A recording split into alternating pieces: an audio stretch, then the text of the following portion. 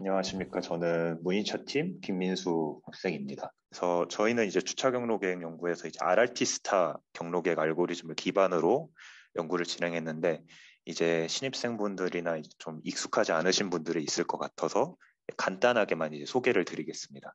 RRT 스타는 이제 시작점과 골이 있으면은 이제 시작점부로부터 이제 랜덤 샘플링을 진행을 하게 되고요. 이때 랜덤 샘플링은 이제 뭐 차를 예를 들면 포즈가 됩니다. 그럼 이 포즈를 샘플링을 하고 이제 트리를 빌드하면서 이제 경로를 찾는 알고리즘인데, 보시면 이제 랜덤 샘플링을 뿌리고 랜덤 샘플링과 이제 그 트리에 가장 가까운 지점을 찾고 그 지점을 이제 스티어링 펑션이란 걸 통해서 연결을 하고, 그래서 이 1, 2번 과정이 반복돼서 골까지 도달하는 트리가 도달하게 되면은 경로를 찾는 게 이제 RRT 알고리즘입니다. 그래서 일반적으로 이제 로봇팔 같은 곳에서도 이제 그 모션 플래닝에서 이제 짧은 시간 안에 처음 경로를 빠르게 찾는 장점이 있고, 이제 스티어링 펑션의 확장 과정에서 이제 로봇의 제약 조건을 다양하게 고려할 수 있어서 이제 많이 사용하는 알고리즘이고, 밑에 RRT 스타, 옵티멀 베리언트 RRT 같은 경우는 이제 트리를 리와이링하는 과정이 추가되는데, 이 과정의 의미는 이제 단순히 빠르게 경로를 짧은 시간 안에 찾는 것이 아니라, 어, 뭐 주차 경로를 예를 들면은 이제 경로의 비용을 정의하게 됩니다. 그래서 경로의 뭐 길이를 비용이라고 했을 때 그 길이를 최소화할 수 있는 경로를 찾기 위해서 샘플링 시간을 좀 더 충분히 늘리고 트리를 이제 뭐 끊고 다시 있는 재배선, 리와이어링 과정을 통해서 이제 옵티멀에 가까운 경로를 찾는 게 이제 RRT 스타 알고리즘입니다. 그래서 뭐 둘 다 샘플이 무한대로 갈수록 이제 무조건 경로를 찾을 수 있다는 뭐 컴플리트니스라는 성질과, 이제 RRT 스타 같은 경우는 이제 글로벌리하게 최적 경로를 찾을 수 있다는 장점이 있어서 이제 저희는 주차 경로에 사용을 하였습니다. 그래서 저희는 이제 RRT 스타의 뭐 그 개선 버전인 인폼드 RRT 스타에다가 이제 리드셉 스티어링 펑션이라고 해서 차량이 이제 원호와 직선으로 이제 트리를 확장하는 펑션을 사용해서 주차 경로를 계획했습니다. 그래서 오른쪽, 왼쪽에 보시면은 이제 녹색이 주차 경로가 되고 이제 빨간색이 차량의 궤적입니다. 그래서 그 경로랑 차량의 위치 방향 관계를 고려하면서 이제 추정을 한 모습인데, 시뮬레이션에서도 이제 실제 저희가 만족할 만큼 이제 주차가 잘 되는 모습이 보이지 않았습니다. 주차선을 침범하거나 이제 얼라인이 잘 안 되는 경우가 많았고요. 그래서 이를 분석하기 위해서 이제 오른쪽 같이 플로팅을 좀 했었습니다. 그래서 경로 길이에 따라서 이제 하단은 이제 추종 오차, 중간에는 이제 그 조향각, 그리고 맨 위에는 이제 경로의 공률입니다. 그래서 보시면은 이제 추종 오차가 증가하는 부분에서는 이제 이렇게 이 점선 같은 경우는 이제 제어기에서 생성한 차량의 조향 입력이고, 이 실선은 이제 차량의 실제 조향 입력입니다.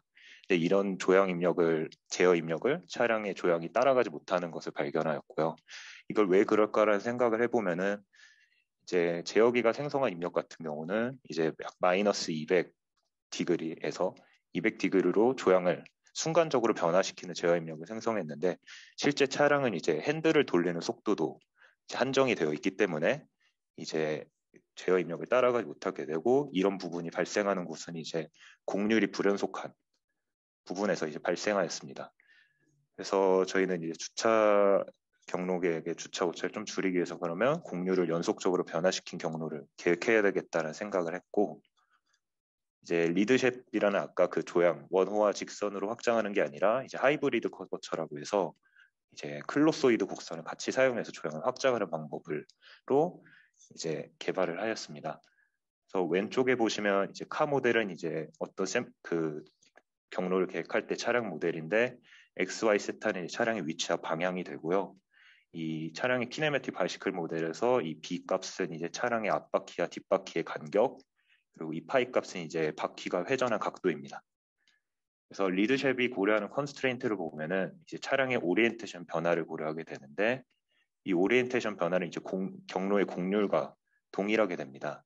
그때 이 경로의 곡률을 최대값, 즉 여기서는 이제 차량 최대 조향값이 되고, 결국 이제 최소 회전 반경인 원호만 고려하는 게 리드셉이 고려하는 제약 조건이 되고요. 하이브리드 커버처 같은 경우는 이 곡률의 변화량까지 고려하게 됩니다.